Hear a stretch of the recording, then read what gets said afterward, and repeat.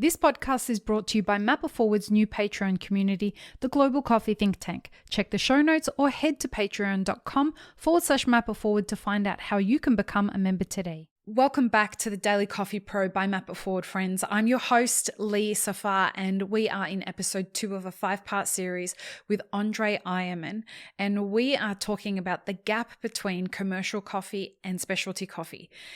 We are not talking about that gap from a technical perspective. We're not saying what's the difference between an 80 scoring coffee and something that's scoring lower than 80. We're talking about a more broad general definition of what specialty and commercial is. And in the last episode, we finished up by starting the conversation about Starbucks and how, from everything that I've observed, having lived in America and seeing how, people don't say I'm going to get a coffee. People use the term I'm going to get Starbucks as kind of a status symbol. They want people to know that they're going to get Starbucks so that people know that they're kind of bougie and that they can afford to get Starbucks. Whereas here in Australia, you don't tell people you're going to get Starbucks because it's seen as being like, oh my God, why would you drink Starbucks when you have like real coffee to drink? So it's this whole definition of the difference between commercial and specialty is quite subjective. Andre, you have toured, would you say toured with? Yeah, you toured with the crew from Starbucks in Kenya for a couple of weeks. So if we talk about this intersectionality that Starbucks has between a specialty and a commercial approach to everything, what are your thoughts around that, having some insight into the way that Starbucks do things? I think Starbucks was one of the forerunners when it came to what we call today the second wave. They started very early talking about the different growing regions. Mm-hmm. As we do today. They started in a very basic way. They said there is Americas, there is Africa, and there is Asia.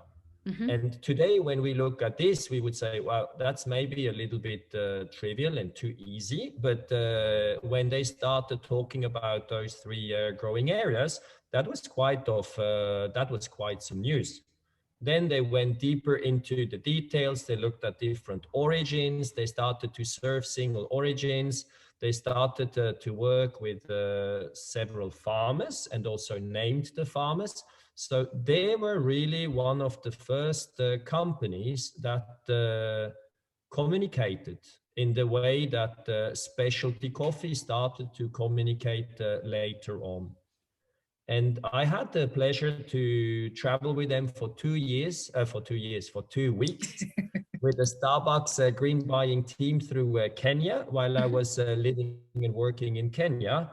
And I experienced their QC team as really super highly skilled. They were amazing cuppers. And what I have seen, what they later bought, they bought the really super tasty coffee beans.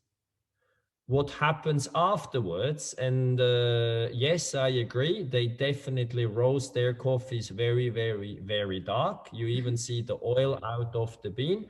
Mm-hmm. That is a different story. And yes, they do extract their coffees on fully automatic coffee machines. I agree, that is a different story. Whether good or bad, that's what they use. But from what I have seen, what they do when it comes to green coffee cupping, the sourcing, they really source outstanding qualities. And they know what they do. They source, they know the farmers, they follow the process. So from that point of view, I have seen that they are doing an outstanding job. 2 years ago, I have also been invited to their cupping lab in Lausanne, Switzerland. And again, I've met the new team and they are still amazing. They are highly skilled and very knowledgeable when it comes to cupping, green coffee, fermentation. So everything we talk about in specialty, they are really on top of it when it comes to the green buying. So their green buying practices are specialty, and yet their commercial operations are more around the commercial approach to the industry. I The mean, way they go ahead, please. No. I mean, the way they buy from entry-level specialty to some very high-end Right. specialty beans. In general, they roast rather dark. But when you look and you do consumer insights, you will clearly understand the vast majority of the coffee drinkers today around the globe, they prefer dark roasts. So what Starbucks does is they're buying good beans and then they roast them very dark because the majority of the coffee drinkers, they love dark roasted coffees. Why don't we understand that in specialty coffee? I think we do understand in specialty coffee that we cannot only roast very, very light. I think we by now understand that not everyone likes super sparkling acidic coffee. Mm-hmm. And when we look what's happening here in Australia, I mean, 70 to 75% of the coffee served in cafes, and I mean, they're very tasty, but they are milk beverages. Mm-hmm. And the majority of coffee that goes into those milk beverages is rather a 2 or 3 bean blend, medium to even dark roasted. So I think the specialty coffee industry is doing the same, but we are not openly talking about it, but it tastes great. Yep. I mean, we are using a medium to dark roast. The milk in Australia is fantastic. It's extremely rich in terms of texture and flavors. And I tasted many of those flat whites and cappuccinos and lattes with single origins, lightly roasted. They're just not powerful enough to cut through the milk. So that is why we see even in the specialty market a lot of blends, house blends that are medium to even dark roasted. It's just we don't roast dark to that extent, or we don't like to talk too much about it. But that's what I can even see here in the Australian market. Now, going back to Starbucks and what you were saying about the way that people like to drink coffee, and going back to what we were talking about in our last episode about capsules, Starbucks was also very early to that consumer brewing at home approach to things, with bags of roasted coffee, with capsules, with other kind of brew at home. They have a huge business based off that. What are we not getting right that Starbucks is getting right, do you think? Starbucks did a fantastic job by creating what they called the third place. So you drink a coffee outside the office, outside the home environment, but you felt kind of home. You drink a coffee in a cafe, but it feels like it's your living room. And maybe a side note, Starbucks works a lot about the multi-sensory experience. So the sofa you sit in, the music you hear, the colors they use for the paintings, that all gives you this impression. And you don't just go for a coffee. It's really just the third place. And this is also amazing to see. And they struggled a lot creating that same experience for the same coffee drinkers at home. I remember at that time, Starbucks collaborated with Kraft Foods, that is now JDE, and they had the collaboration that Kraft Foods is selling their products in retail.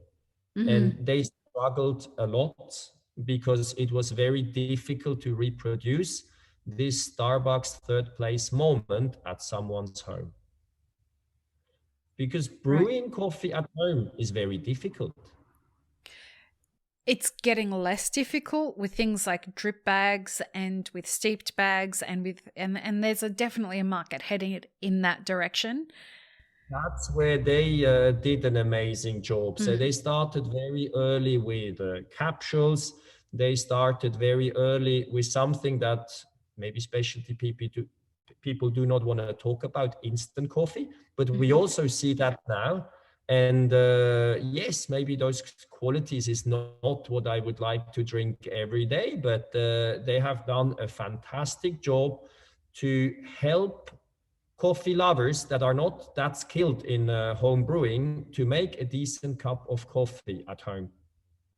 And now they collaborate with Nestle, so their capsules are produced by Nestle. So they have state-of-the-art technology to deliver a great tasting cup of coffee for the home user. And what is very interesting, when you look at how they prepare recipes in their cafes, it's standardized all around the globe. So they have two kinds of machines. They have the fully automatic coffee machines, and it's all about standardization. And in their roasteries, they have Italian espresso machines. And I was lucky enough to see behind the scenes how a training goes for all the baristas working in their roasteries. And that is very similar to what baristas would learn in specialty coffee. So backstage, there is another machine that they have in the front, and all their staff members get trained by international renowned baristas, WBC reps. So they invest a lot, and they have very well established recipes and standards to deliver all time the same consistent quality. Whether that's the quality you like or not, that's a different story, but it's all about consistency. And I think that is where Starbucks is doing an absolutely fantastic job. Whoever prepares beverages, they are very well trained and they will deliver a consistent beverage. Yeah, all my friends that work at Starbucks, whether they be in management or whether they be, baristas or whatever, all of them have exceptional training. Do you think that that's what we're getting wrong in specialty? And what I mean by that is, do you think that we're not leaning into the commercial aspects of the coffee industry enough to help us be successful as businesses? What I see, what the chain operators are very good at, they look at themselves as being in the service industry. It's all about hospitality. It's all about creating a great moment for a customer. So it's all about making someone feel comfortable. Sometimes what I can feel and even experienced myself is when I'm going into a specialty coffee shop, it feels more like the barista is wanting to be the rock star. And it's not about serving me or giving me a great moment. It's about he telling me what he likes the most, what is his preferred cup, and it's not like making me comfortable. Sometimes it's very irritating. And I think that is definitely an area where specialty coffee can learn from chained operators to really be a good host and really deliver an outstanding service and experience. You couldn't have set us up for the next episode any better than that.